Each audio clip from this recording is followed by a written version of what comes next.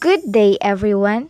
This is the presentation of Group 3 for Module 1, Introduction to Human-Computer Interaction Main Task. Human Short-Term Memory. So, what is short-term memory? Short-term memory, or primary or active memory, is the capacity for holding, but not manipulating, a small amount of information in mind in an active, readily available state for a short period of time.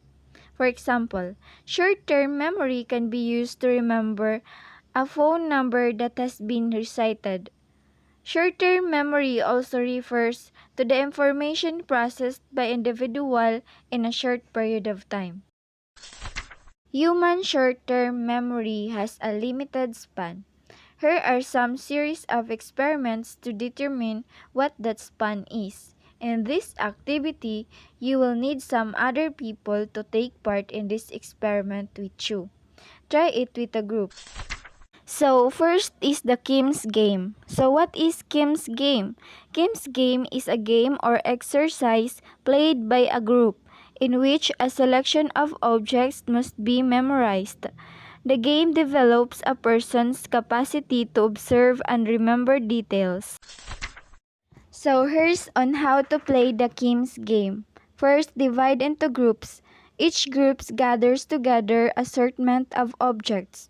It's either pens, pencils, paper clips, books, sticky notes, etc. The stranger the object, the better. You need a large number of them, at least 12 to 15.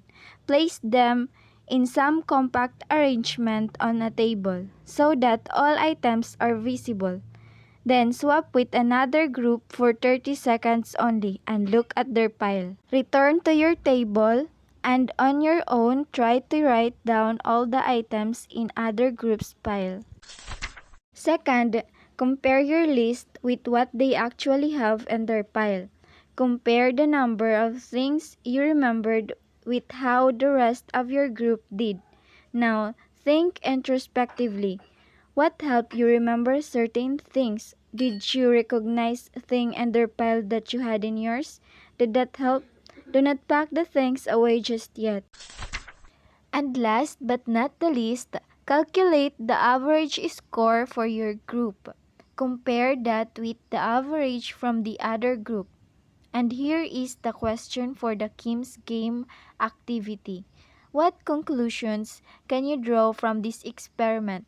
What does this indicate about the capacity of short-term memory? What does it indicate that helps improve the capacity of short-term memory? And for that question in Kim's game in the previous slide, here is our answer. Short-term memory, also known as primary or active memory, is the capacity to store a small amount of information in the mind and keep it readily available for a short period of time. Short-term memory is essential for daily functioning, which is why experiencing short-term memory loss can be frustrating and even debilitating. There are two ways in which capacity is tested, one being span, the other being recency effect. The magic number 7 plus or minus 2 provides evidence for the capacity of short-term memory.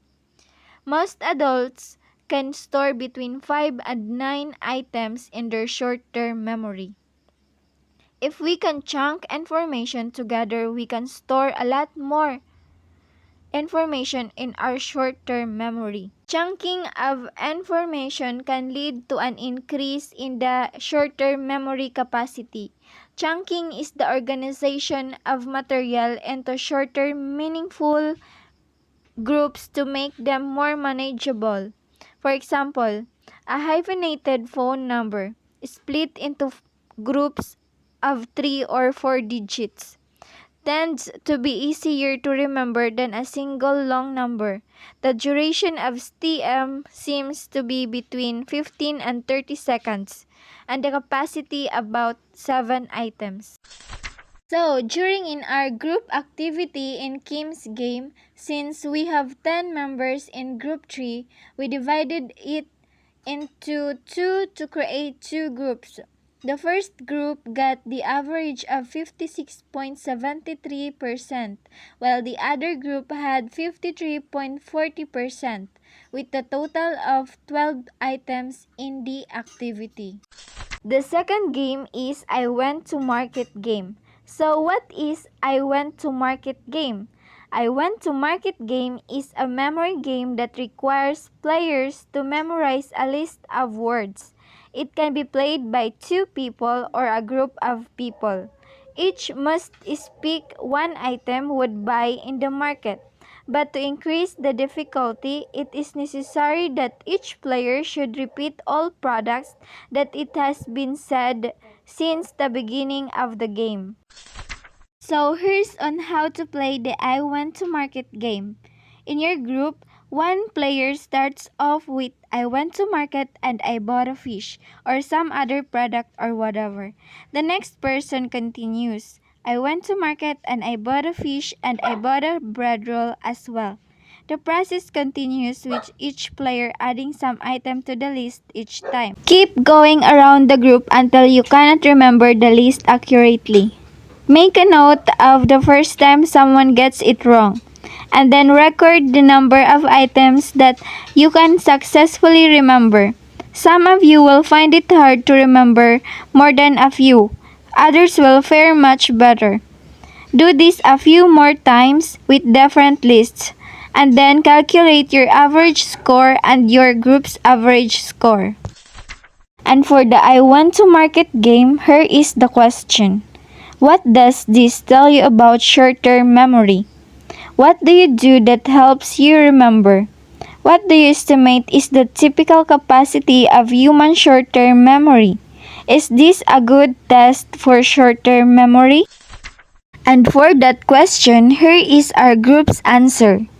This exercise, we believe, is a fantastic short-term memory test since it will increase and strengthen your ability to retain information or facts. What we did to assist myself remember is that first and foremost, make an effort to comprehend the material. It is simpler to remember information that is arranged and makes sense to us. So, in our activity in I Went to Market game, we have 10 total of players. We got 5 players who have made mistakes on their turn. And for the last activity, which is improving your memory, we are going to play again the Kim's game for the second attempt to see if our group's average improved than the first attempt. So here are the instruction and question for the improving your memory activity. Try experiment 1.6 again, using the techniques on page 29. Has your recall ability improved? Has your group's average improved? What does this show you about memory? And our group's answer for the questions in improving your memory activity is the average of the group has improved. My capacity to recall information has also increased based from the activity given to us by a group. Memory is the process of retaining knowledge through time. Its significance is self-evident given that it provides the framework through which we make sense of and act in the present. During our activity in Kim's game for the second attempt, the first group got the average of 65.13%, while the second group got the average of 61.80%. So therefore, the average of our group has improved than in our first attempt on Kim's game activity.